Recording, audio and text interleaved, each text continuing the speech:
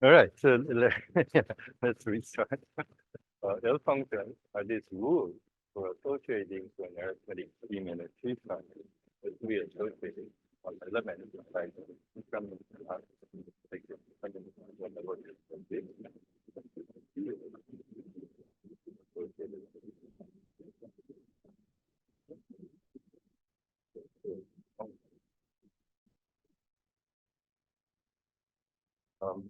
the there's a bunch of conditions that have to state all of them. Some that are kind of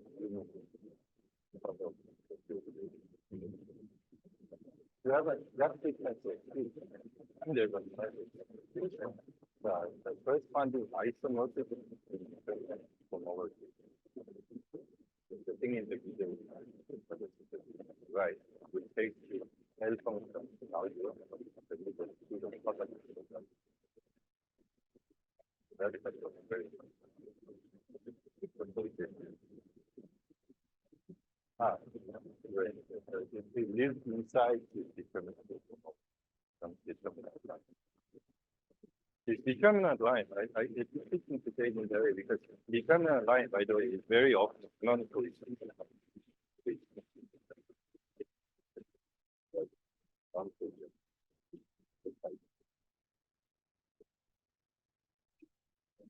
That's the rule.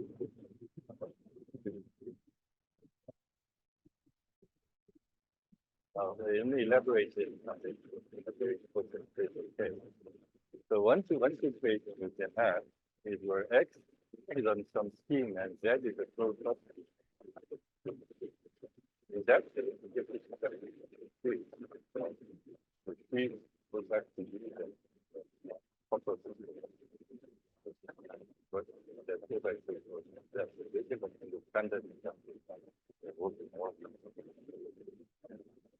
so then the statement is that the L function evaluated under symmetric.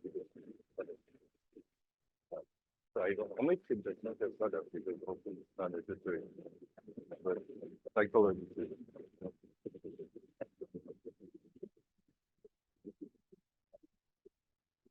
So in particular, if you take that specifically looking near the point, the formally is proper because the property forces us.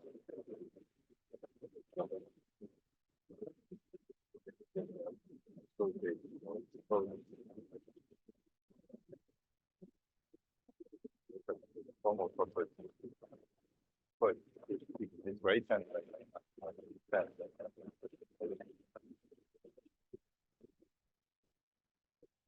So what is this guy over here? Well, we see X close point I think the spectrum of the so in that sense, these properties tell us that know what the X is just as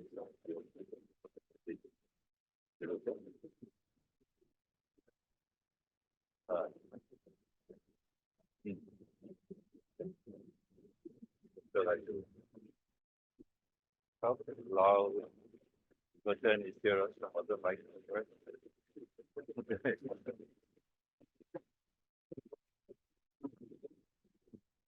Yeah. This is written like this. Is this better? How is that? Okay, that's all good. All right. So this is a formal infinite product that follows from this multiplicativity. Now, I still have to tell you what this thing is when I give a spectrum of line. So there's a certain normalization. So if X is spectrum of a line here, then having a is equivalent to having a multi together with define exactly for certain continuity of that time. Fine. So if in that case, the cohomology of the sheaf is just computed by this sequence. Oh, A is the sum ring. Often it will become periodic number. Yeah. So F for the sheaf of A. It might be a finite ring. The complex number.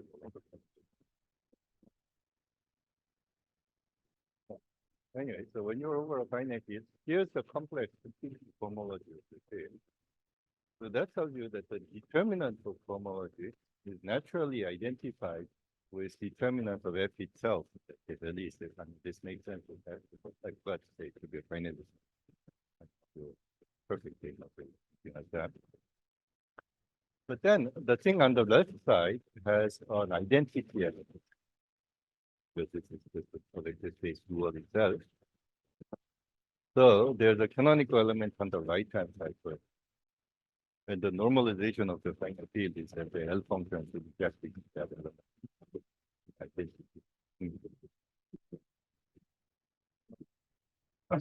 So in a sense, with these two properties, though formally what the L function is.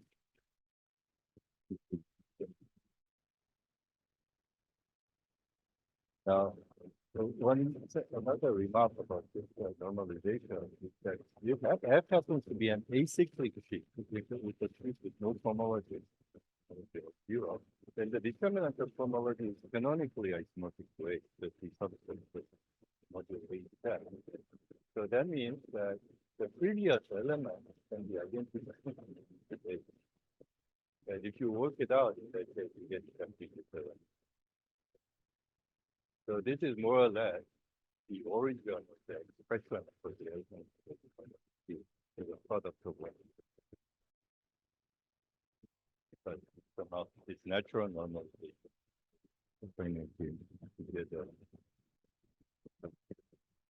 So sometimes people say, well, it's a very bizarre expression. Some way it is. But the left there is a very natural.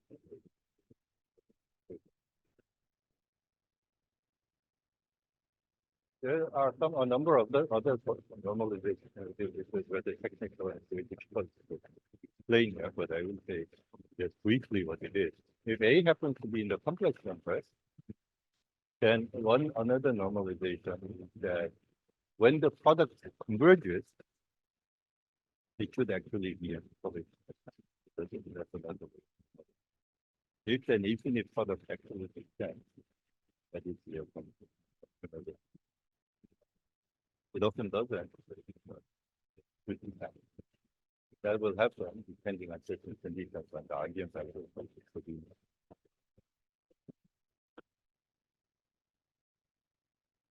There's also a periodic normalization. It happens to be a periodic. There's a certain interpolation of it. Incredible. This is a technical stuff.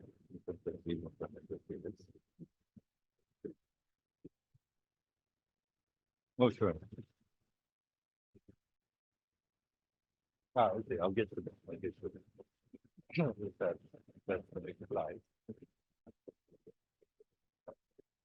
So what you can do is now, you can of course vary x as well. Some of the topology. But you can also take the sheaf and see how the L function varies with the sheaf.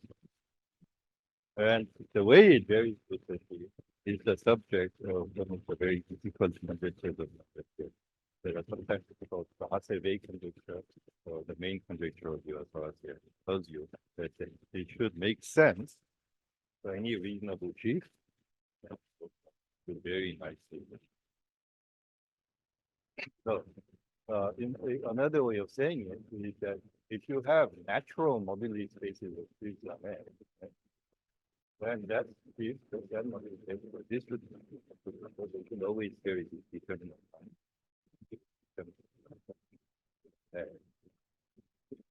These conjectures all have this nature that we stated schematically, that you can canonically construct an analytic section in such a way that we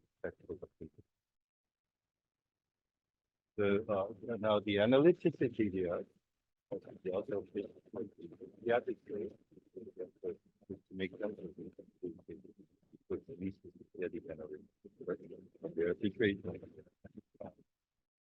your S, namely in the following case.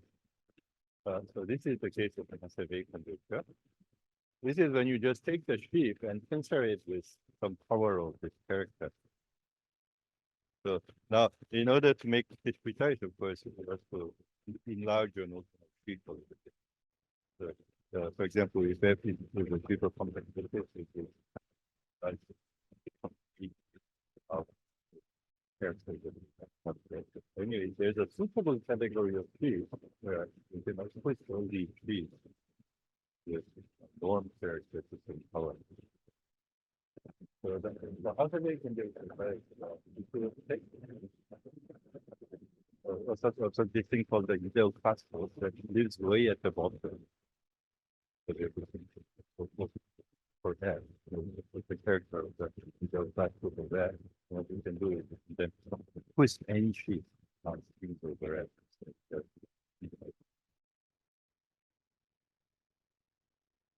So you form a natural family when you make a family.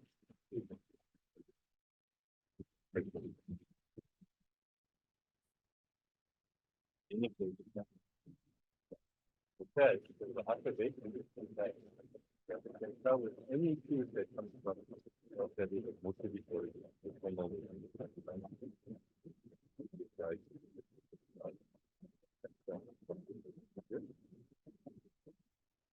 And that you'll associate L function according to the previous prescription that we deconstructed had a function of S as well.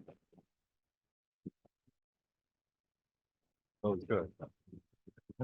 Yeah. Yeah. Okay. And when you do that, the Hasse-Weil conjecture, well, what you can show, I could have some good stuff. This is a convergent product. The previous product actually converges. The real part of that sufficiently large, 20%. Then, picture says that you should have an energy continuum. Some sort of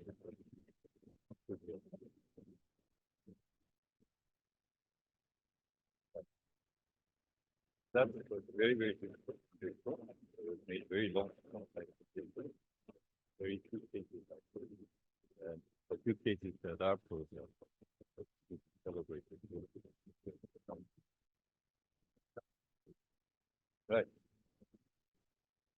So you can do something similar in the periodic case. It's the periodic case. Do the same kind of thing that we say complex powers, but actually periodic powers.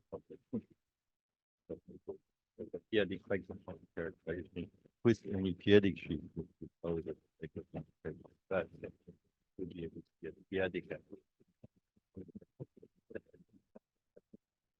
function that. Oh, sorry. So this was that's right. Yeah, sorry. I somehow the different this is a problem. So all of that is the ring of integers of a birthday. D is a finite set of primes. So this is consider the sort of being allow some that. That corresponds to taking the check overlap and just removing the multiple.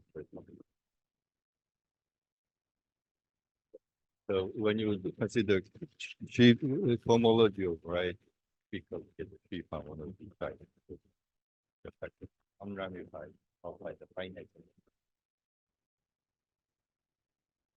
Okay. Anyway, so these are two very difficult conjectures. One that this kind of thing could be done. Yeah.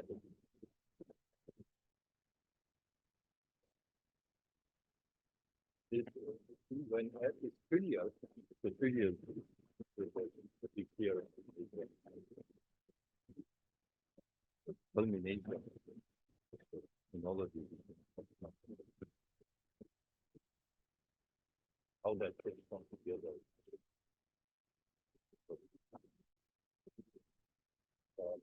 Maybe it's also worth something like the cultivation rate.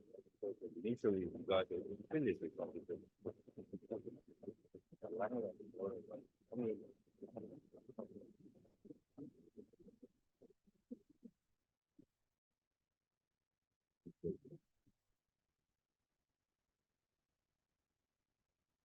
Right.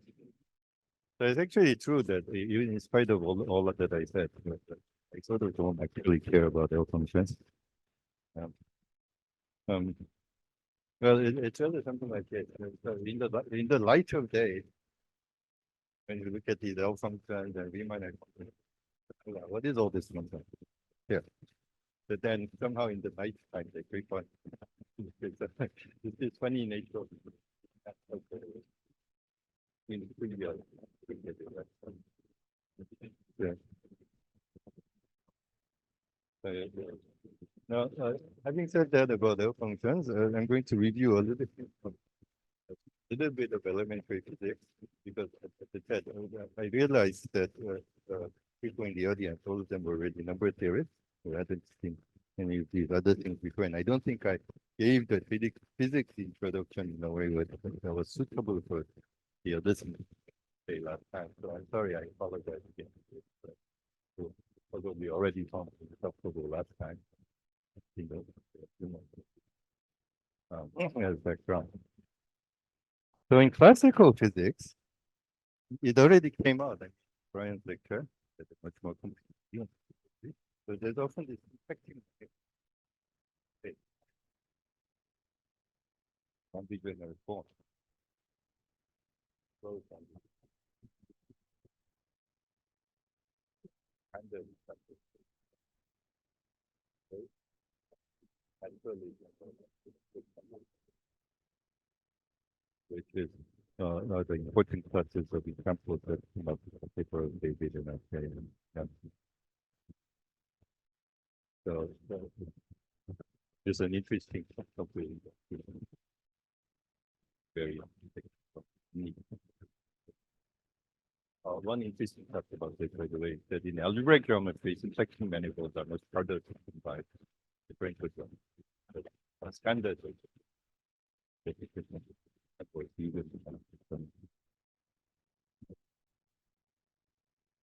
um, but for infinity syntactic structure, it's complex.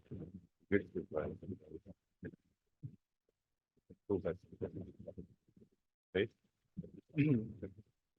But it's also an important fact that in the C infinity case, actually, every syntactic structure looks like this.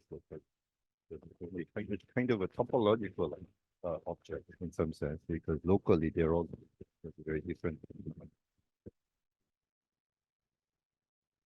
So, now, but first, as concerns us right now, the important class of examples are the bases of fields, so we can do differential equations, suitable differential equations for sections of fiber bundles over space and manifold. Maybe I'll skip this next part. These are rows because I was cutting and pasting. But we don't really care about that much motivation for simple geometry.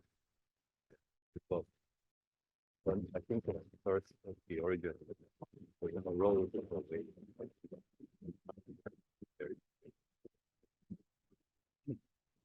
So that was a quick review of classical physics. And we say something about quantum systems. So there, the case of states it's not a conflicting manifold, it's an Hilbert state. The vector, the convention is to write as psi. And then the function that was infecting manifold what you used to do when you evaluate functions, instead of evaluating functions on they operate the calculate the expectations of the space.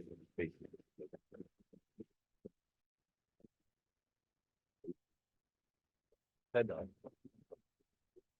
But in fact, so what mostly concerns is this process of quantization. I did want to say a little bit about it, but it's someone motivated why I might be interested in thinking about that is to say, you're supposed to start out with a syntactic manifold and come up with a Hilbert space. Now, it's a curious thing to say you come up with a Hilbert space, because if you consider separable Hilbert spaces, there's only one Hilbert space. Right? There were lots of other things structured from here, so they're supposed to be at reflect the fact that it's all rows from position. particular function for self-adjoint operator called there's more that ideally this almost never works, right? But ideally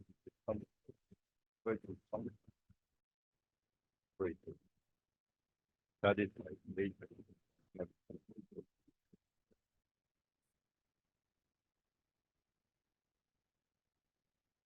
But what I will say is that this I said it earlier.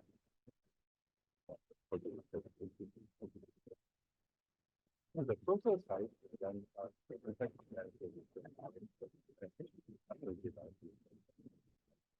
the quantization of that is one construction. I mentioned the construction in a second.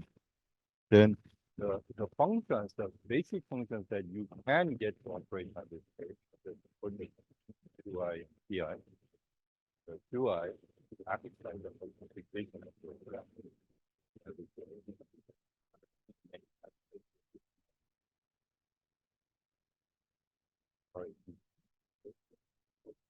PI more into a lot of content.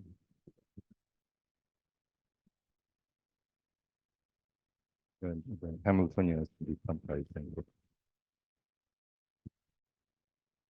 No, but I did want to mention two other constructions of this.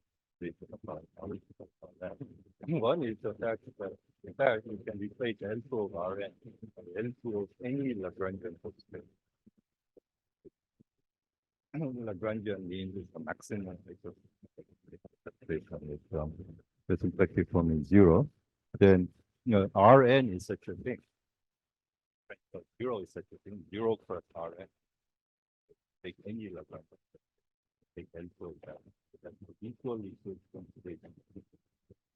Coordinates.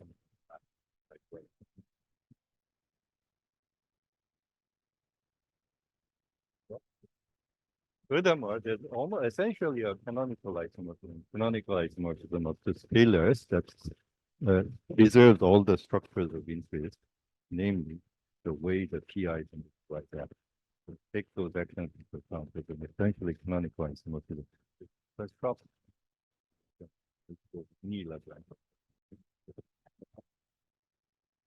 And the other one, other control functions are useful for me, hopefully. Worry about a lot of substitutes. You can also take L2 of Cn rather than Rn. Where the inner product is given by some kind of a Gaussian. And so it has to be integrable holomorphic function. So the holomorphicity here is taking into account the fact that somehow you decrease the dimension. So that's cutting down the dimension in some strange way again. So these all correspond to what people call polarizations. They're all different constructions of the same quantization. Here, you get the PIs and QIs to act like forming it's convenient to think of these complexified operators.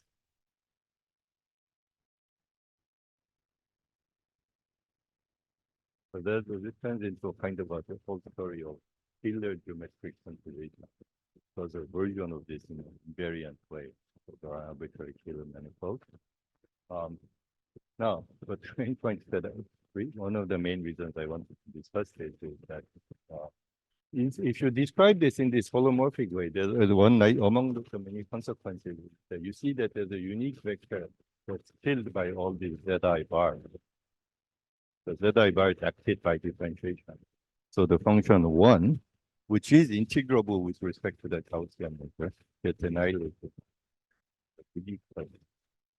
Actually stays. But in fact, you can get a set, having fixed this quantization, you can get a vector inside that quantization associated to any other Lagrange.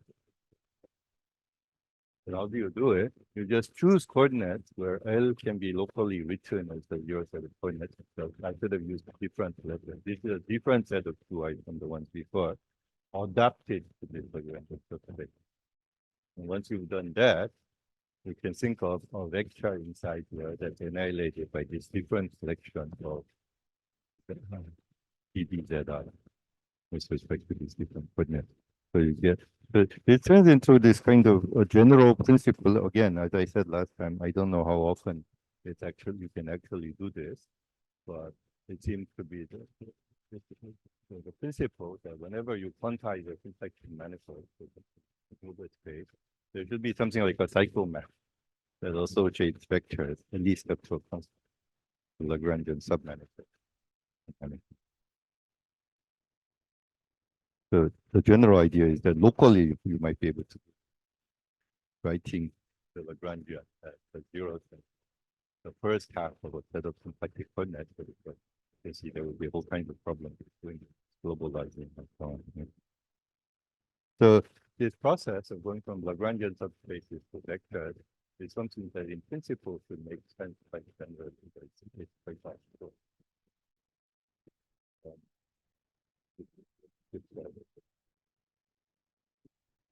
No, but the other point that I wanted to make, which was the other reason for giving this review, right, is that a lot of what we said a moment ago isn't quite right. It's all being corrected by the more sophisticated mathematical physicists these days. Well, what do I mean is that all this is rather an old-fashioned way of describing classical systems and quantum systems. And this is where I want to be corrected by the expression table. So in a sense, it's restricted to a situation where the manifold is a product. So there's a space and time, and if you're in this kind of situation, then the space of classical space, you can think of it as solution to the equations of motion, but because there's this product structure, you can also regard it as the state of initial condition. And then if you looked at it in the latter way as the space of initial conditions, that's where the symplectic structure comes from. It can be thought of either as the tangent space, you use some action to produce, think of it as the cotangent space. Thereby, somehow the symplectic structure has naturally to do with this product decomposition. So it wouldn't make sense if you had a more general manifold. Well,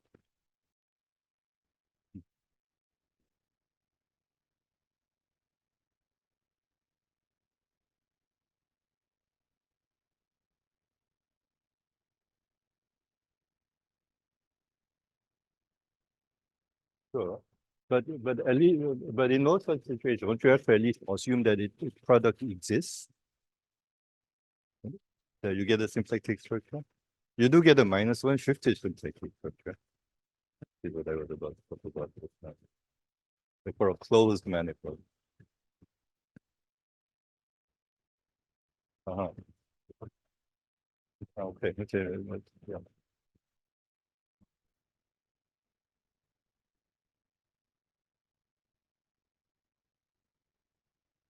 The solution state, right?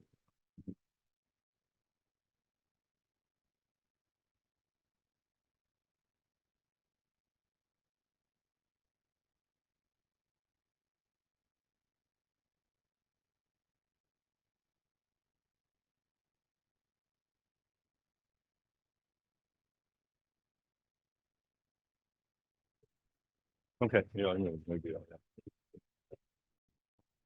So, they somehow the symplectic structure as well as the convenient mental model of thinking about the space of quantum states as being um, the L2 functions or L2 sections of a line bundle type of construction seems, at least modulo what Greg said just now, it applies to a product manifold. So in a sense, it's intrinsic to N here, not that rather than M. And so this is the data that you associate to N, the space, rather than the space-time. So this is sort of another way of getting at this story of why you get different type of structures associated to different dimensional manifolds. In particular, if you have a d-dimensional field theory, it's d-1 dimensional, get this vector space. But in recent years, of course, you want to study arbitrary spacetimes. For example, a closed spacetime of dimension d will normally have a shifted symplectic structure, shifted by -1. But you also want to consider somehow initial conditions or more generally boundary conditions on manifolds of arbitrary codimension, not just codimension 1. And then it ends up, it turns out that in that case, you don't naturally get symplectic structure, but you end up with this restricted symplectic structures on the space of fields. And their quantization is no longer, these are no longer vector spaces, but they end up having these higher algebra structures. So that's somehow one motivation for how all these complicated objects come out. Those guys are going to explain to you, not me. But it is interesting, for example, since this is the part that I said very quickly in one line, actually, or two lines last time, that in particular, if the phase space here is a one-shifted symplectic manifold or a graded minus one-shifted symplectic manifold, in that case, its quantization naturally becomes a category. And they can be thought of as a category of sheaves, either on S or on some space of leaves of a foliation, something like that. So you get a sheaf of categories when you quantize these kind of things, which again, where these arise sort of naturally from, for example, from space time by using foundation. And so this is where David was correcting, because it was what I thought I understood. That's right. In this case, there's still a notion of a Lagrangian structure. Its extra structure is not just a subspace in general. There's a map and put this Lagrangian structure. And in that case, what you can do is you can construct an object inside this category by pushing forward something relatively simple. Well, it might be technical, but something very natural like a dualization. And that way you construct an object inside this category, which is your construction of the L sheaf. Okay? And so, but what I found striking about it is that constructing these sheaves is quite natural compared to constructing these sections of bundles. So somehow it feels like this should be very useful for this construction problem of L functions in number theory. By the way, maybe I should have emphasized that point as well. In a way, this problem, the Hasse-Weil conjecture type of problems, you can think of it as a problem of analytic continuation, but a different perspective, which I read a lot, is that, well, analyticity is important, but you could say the key problem is just defining that infinite product somehow. Is there a natural way to define that infinite product when it doesn't converge? So you wonder whether going to an L object inside the category first might lead us to, well, some progress on this difficult problem, right? At least if we set up these structures over rings of algebraic integers and spaces of arithmetic fields and so on, which are analogs of spaces of fields. So somehow, I don't know, I ended up spending almost the whole lecture. I guess there were many interruptions, right? Giving this general motivation without too much content. Any questions up to here so far?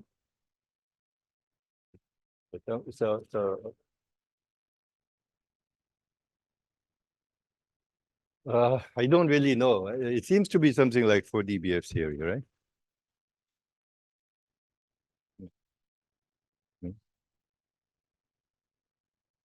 But somebody could answer.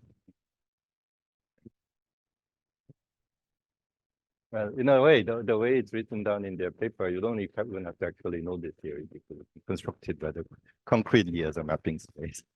But in any case. Okay.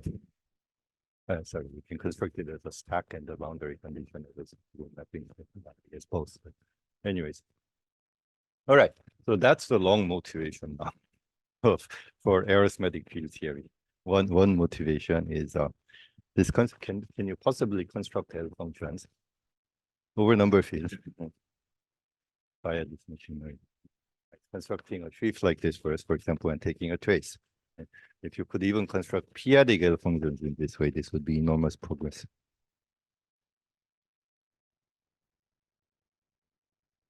Yeah, so now let's settle back down and go back to what I said I was going to do and talk a little bit about these arithmetic actions.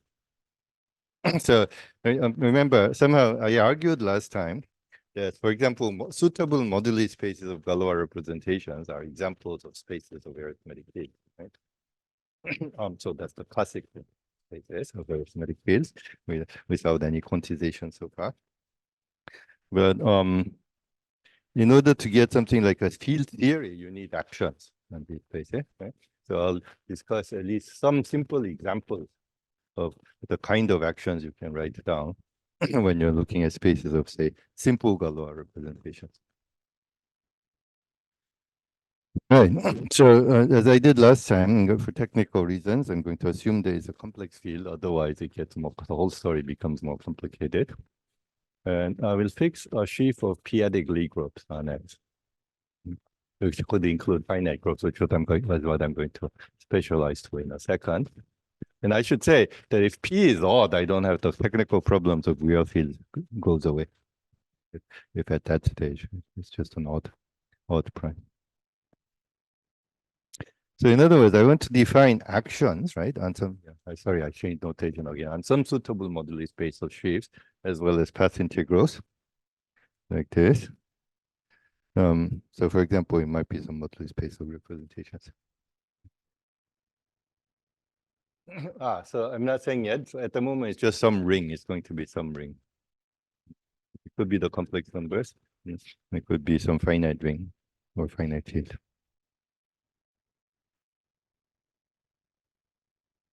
That's right. So for example, this one down here. Yeah, that's right. In general, it can be much more. Yeah, I'll give you some examples where it's not this. Yes, that's right. Yeah. So because X, that's right. So for example, it might be a space of principal R bundles on X, where R is a non-trivial sheaf. So here, if you have just a trivial sheaf of p-adic groups, then you just get the space of representation.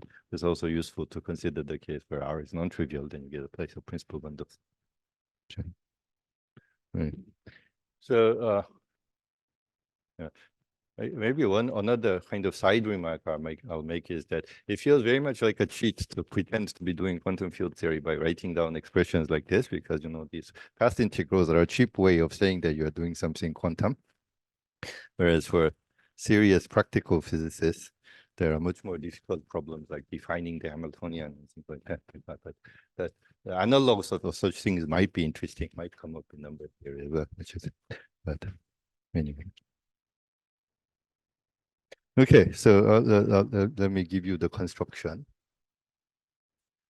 So suppose you fix, say, you look at the group of nth roots of unity, right? Now we look at the third cohomology of X. X, remember, was the spec of OF, which I've written here again, right? So the key fact that the third cohomology of this is actually just Z mod n, but it's naturally 1 over n Z mod n Z. So I'm writing it this way. As a group, it's the same. It's just Z mod n, but it's useful to it naturally comes up for a complex number field. Or any number field if n is odd. N is not, yeah, if n is odd. So, and the cohomology here, by the way, maybe I should say, for this statement to be true, you have to take something called, something scary sounding called the FPPF topology, the flat cohomology, so to speak. Right? It doesn't, the tau cohomology doesn't quite work.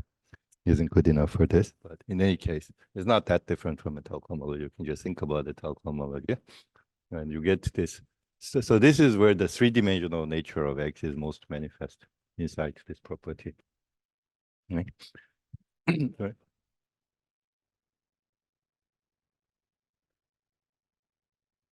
I don't I quite remember, but to get this nice formula, you should use the flat topology. Now, this fact you can derive from another fact, which is that H3 with coefficients in GM. GM is the group, the sheaf of units, right? So for any U, you associate the units inside the functions on there. So the multiplicative group, so to speak.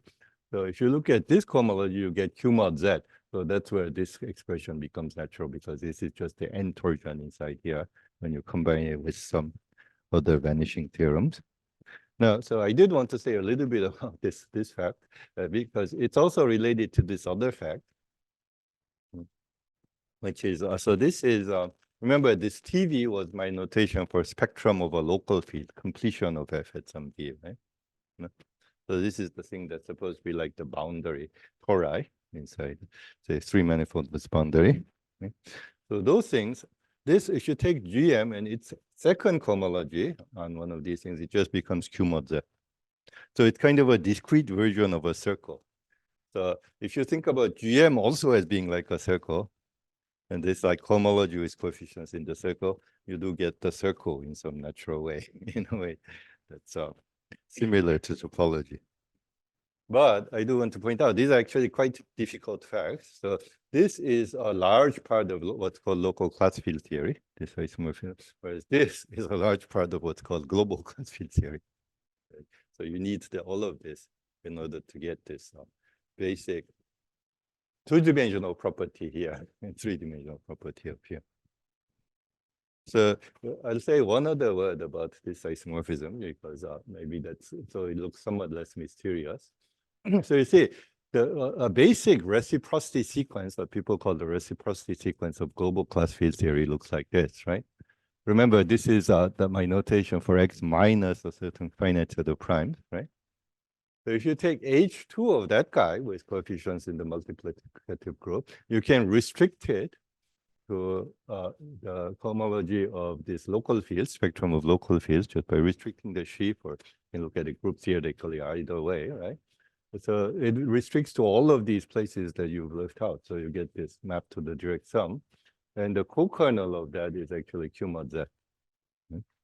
And the way this works is that, remember, all of these are isomorphic to Q mod Z. So you can just take the sum of everything. The sum will take you to Q mod Z, and its kernel is exactly H2. So this is the exact sequence, reciprocity sequence from class field theory. And all these classical reciprocity laws, like quadratic reciprocity, Eisenstein reciprocity, Artin reciprocity, all of them are contained inside this statement about this exact sequence. So it's actually a simple looking exact sequence, but it contains a lot of number theory packed inside it. So it's quite remarkable, right? So what I wanted to say is that this thing here is the H3. The previous H3, you can think of it just being this Q mod Z. Because there's a way to interpret this sequence. The connecting homomorphism. So if you think and this works for any B, so somehow this thing here doesn't care about the B. You can do it with any collection of B. So you can think, one way to think about it is there's a compact support H2 mapping to H2 mapping to some of these local H2s, and there's a connecting homomorphism to compact support H3. And this compact support H3 is this Q mod Z for any B. But in fact, complex support H3 of X with B removed is isomorphic to H3 of X itself with nothing removed. So that's a kind of, this is much of an explanation, but it's a bit of a sort of a framework surrounding this mysterious isomorphism between H3 and Q mod Z. Right. Okay, so that is the key part of this analogy between three manifolds and rings of integers. Okay, but now with that, it's easy to define one kind of very simple arithmetic actions. Okay, what time do we have? Sorry. How long should I go? I'm all confused.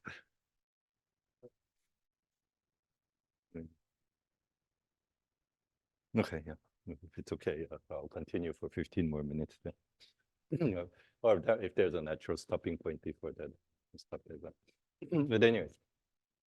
Okay, so to define a simple kind of Dijkgraaf-Witten type of field theory in this situation, it's good to, you should assume that the field is large enough so that it contains the nth roots of unity. Right? For example, if n is 2, then f can be the rational numbers, but then that has a real place, so it's a little bit complicated to work with that case. So the simplest case that you might consider is when n equals 2 and f is the Gaussian field qr, q square root of minus. Anyways, in that case, this mu n just becomes isomorphic to z mod n. Right? So the H3 of z mod n is just isomorphic to z mod n as well. So you get this map now from H3 of the group cohomology of the fundamental group of X, with coefficients in z mod n, mapping to H3 of X with coefficients in mu n. which becomes just isomorphic to Z mod n. So that's a version of what people call the invariant map. Maybe I should also warn people that this pi1, for example, might be trivial, in which case this map becomes trivial. But this thing here is never trivial. So this is kind of the first highly non-trivial arithmetic cohomology that doesn't just reduce to group cohomology. Nonetheless, it might be trivial, but in general, there's a map from here to here. And using this map, isomorphic to Z mod n, you get a map here. Okay, so then it's clear how to define a very basic action function. So what we'll do is we'll look at this moduli space, homomorphisms from pi1 to this p-adic group R, right? And in order to define a function on this space, that's what we want, right? We'll choose a cohomology class of R, with coefficients in Z mod n. Right? So this is like in Dijkgraaf-Witten theory. You should fix a group cohomology class, and that gives you a function on this moduli space of field. Right? And so this part works no differently really from topology once you have these basic class field theory facts. Namely, to get a map on moduli spaces, you just take a representation, use that to pull this class back to a H3 class of pi1, right? And apply this map to Z mod n from before. And if you exponentiate it, you'll get an element of S1. So that's a root of unity. Actually, what you'd get is exponential 2 pi I of this thing. You'll also get a root of unity, an element of S1. Okay, so that's the basic action, right? So here's an example. Well, so one question is, where do you get these cohomology classes? And one issue, I should study these finite group cohomologies, for example, much more and so on, as well as p-adic group cohomology. I'm still not very good at it because I've only thought about this in a very lazy way. Nonetheless, there are some easy ways to construct these cohomology classes. So here's an easy example. So this is maybe a little bit too easy, but still it gives rise to some interesting formulas. Let's take R to be Z mod n itself, right? So in other words, the moduli space is simply homomorphisms from pi1 to Z mod n, which, as you know, just it's kind of some dual Z mod n, dual of the ideal class group. That's what it ends up being. So it is still a kind of classical object of number theory. In that case, one thing we can do is, actually, let's start from the bottom of the slide first. There's this exact sequence, Z mod n goes to Z mod n squared to Z mod n. It's called the Box-Stein exact sequence, right? So you get a map from H1 to H2 coming as the boundary map of this thing, right? So what you can do is you can take the element of H1, since R itself is Z mod n, just the identity map gives you an element of H1. Right? So I'm calling A, and they take Box-Stein of that. You get an H2 class, and taking the cut product, it gives you a H3 class. In this case of this finite group R mod n, Z mod n. So remember, one thing I should stress is that this data that we're putting in is nothing arithmetic. It's just some group cohomology class, right? But then the Chern-Simons invariant associated to a representation now, or a Z mod n character of pi1, you just take the invariant of pullback of A, cut product, pullback of the boundary of A. So in other words, it looks very much like this abelian Chern-Simons invariant associated to for a U1 abelian Chern-Simons theory. Right? But that calculation actually also has interesting consequences, that definition. So there's a kind of general source of examples. There are things that are not of this form as well, which are also more interesting in some sense. But one general source of examples is that you can take your R, and if you happen to have some central extension like this, right? Then there's an H2 class having to do with this central extension. Right? And then you can take a character regarded as an H1 class and take the cut product of those two. Right? So that's an example. That's a generalization of the previous example. That gives you a H3 class, and try to construct Chern-Simons functions on R values homomorphisms from pi1 using this cocycle. Actually, Yeah. Sorry. Maybe one thing I should point out is that if you took in particular, if you constructed a class in this way, if you took a homomorphism to R that lifts to a homomorphism to E, then the Chern-Simons invariant would just be 0. Right? That's quite easy to see from the definition. Yeah. So that fact itself has some applications. So maybe I'll mention the applications and then quit for today because it becomes a long story very soon as well. But so here's a small application. Now this is for number theorists. So you can develop this application also in many ways, but I just state the simplest version of it. So suppose you take a number d1 that's a product of primes with some standard adjustment of signs that you often see in number theory, right? And you take some other integer, natural number d2, and we'll define this double symbol, delta d1, d2 as being the product of the Legendre symbol d2 over pi, right? So this is some sign, it's just plus or minus, okay? If you do this, so here's a proposition. If you compute this and you get -1, right? Then there's no number field that contains this biquadratic one with Galois group Q8. So you can compute this. So this is a simple consequence of all these definitions in some sense. I'm sure you can prove this in other ways as well, but it's a kind of a pleasant way of approaching this. And so this kind of problem is often called an embedding problem in number theory, right? You have a field extension, in this case K, with a fixed Galois group, which is just Z mod 2 cross Z mod 2. You have an extension, which is Q8, the quaternion group. You can ask, can you embed K?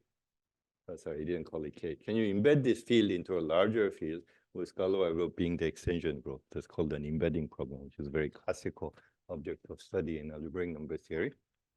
He says that if you compute the, if you get -1 out of this product, then in fact there's no such embedding possible. You prove this by proving that some Chern-Simons invariant is non-zero. So that's the basic idea. And in case you're worried that I'm thinking about the empty set, so here are a few examples of D1 and D2 where this works. And there are lots of other examples and smaller examples as well. But I chose these because I sort of like 37 because that's the first irregular prime. By the way, to qualify as a number theorist, you have to say things like irregular prime every now and then. And then 57, of course, is the Grothendieck prime. So that's a one. Anyways, so you can generate a lot of examples where these biquadratic fields cannot be embedded inside Q8 extension using these ideas. Right. There's also a kind of BF theory, so maybe I'll do it up to here. It's a very, very simple-minded version of BF theory, abelian BF theory, but which is still somewhat amusing. So here, what you can do is, so this is a bivariate, two-variable function, as BF theories tend to be. So you take Clark cohomology of X with coefficients in some finite n torsion group scheme, for example, mu n, as we did before. Now, and there's a so-called Cartier dual group scheme. That's what I'm denoting by dV. For example, for mu n, you'll just get Z mod n, the Cartier dual. So now there are situations where this V itself admits a Box-Stein map. I'll give you some setup later where this works, but for the moment, I'll just assume that we have such a thing. Then it's clear that out of this, you can get a function on this product space, right? What do? You just, there's also a variant of this. So yeah, sorry, again, I forgot to review my slide. The way you do it is you just take D of the first guy, right, which lands you in H2, take the cup product with B, which is H1 or in the Cartier dual. So the product of those things will end up in H3 of mu n again, which as we said earlier, is Z mod n. So this is kind of a BF function that applies to this setup where you have a suitable Box-Stein map and a Cartier dual.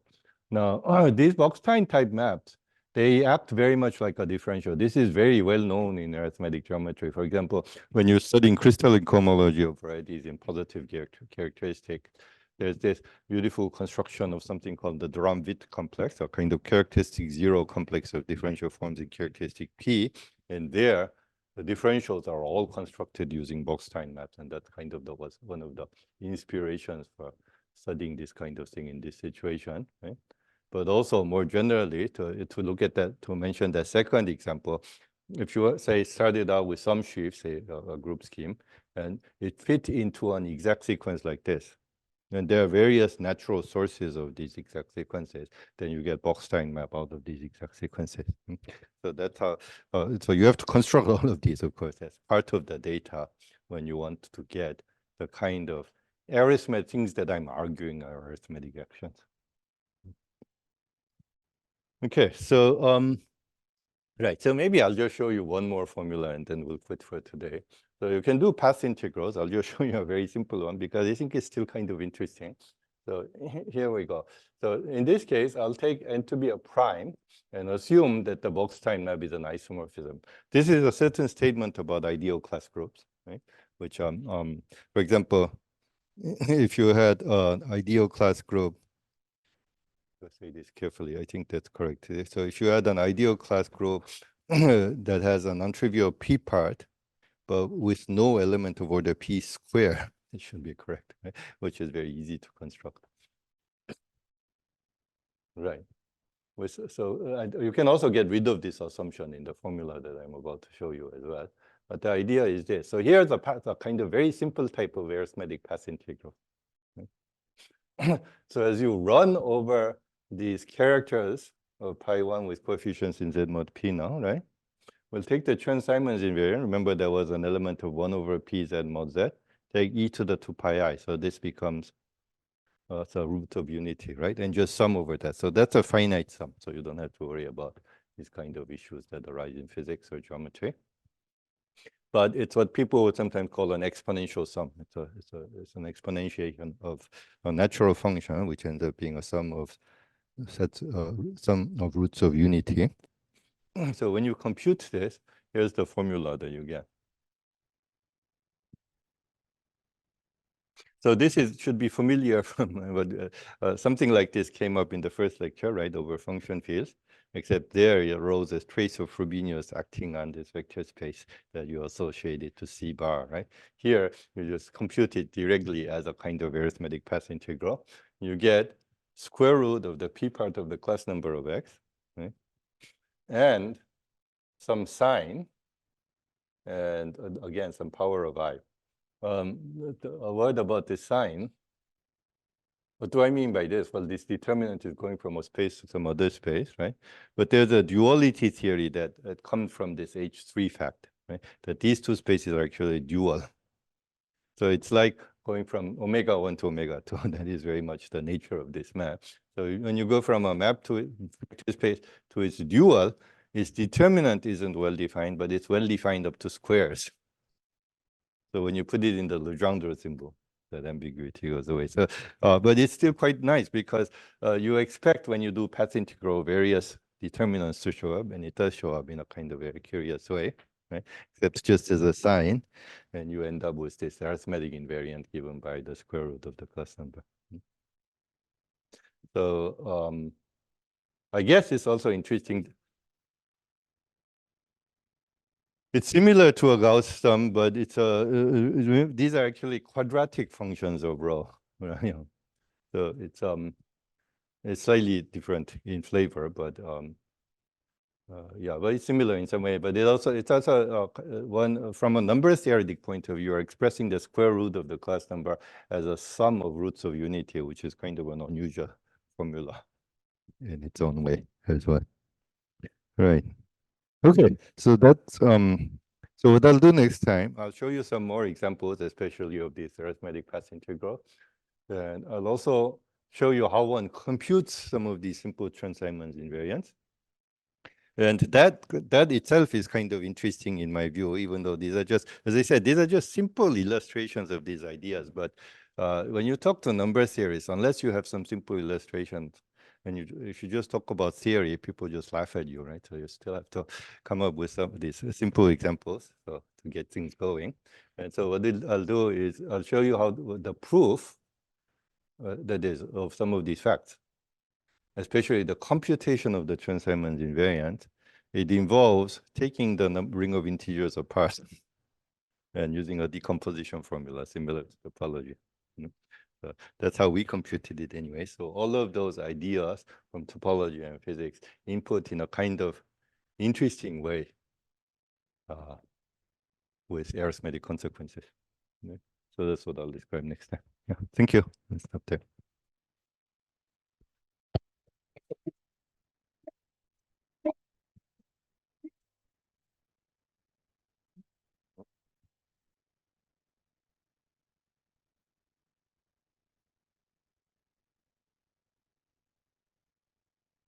Oh, well, yes. I mean, we computed some. Sorry? Yes, Brian's question was, what about non-abelian Chern-Simons here? So here, this is all abelian, right? And so if you look at this setup, the setup at the beginning, R can be anything, right? So as long as you have this H3, you get a Chern-Simons function. So this doesn't care. You can also, if you work harder, there are also ones with p-adic values, but so I can't compute anything with that. So I haven't really tried to do something with it. But you can take the values here to be p-adic as well. That is right. But in for the group itself, this can be as non-abelian as you want, and we do have some examples. So, for example, where R is a Heisenberg group, that's a simple example. I think we also have some dihedral examples that can be computed. But it's all very slow going, right? Because I'm too lazy to actually work on these things.